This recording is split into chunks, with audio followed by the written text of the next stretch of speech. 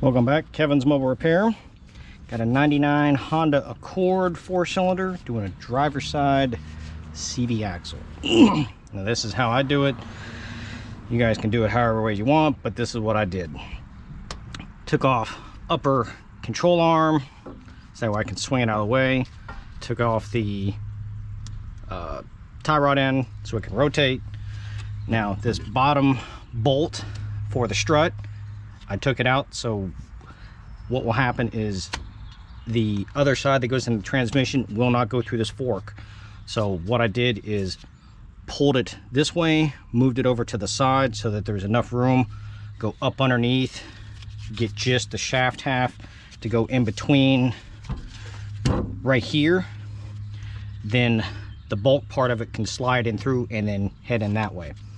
Also took out the caliper so that way I had room over in this direction for pulling it in and out, giving you more space. Taking the old one out was not much of an issue.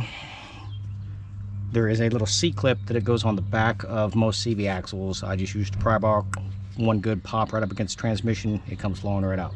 Got a catch pan under there to catch any transmission. Top off the transmission fluid when you are done. But going back together,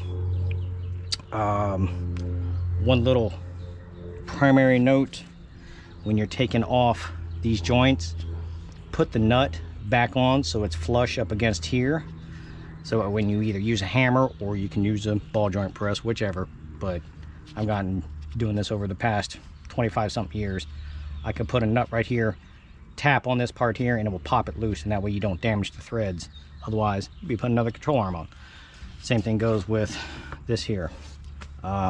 Yes, you could have taken out the lower ball joint and swing it out of the way, but because of where it's located at, it is a lot harder to get anything up in here in order to pop it out to move the knuckle out of the way. So this is how I did it.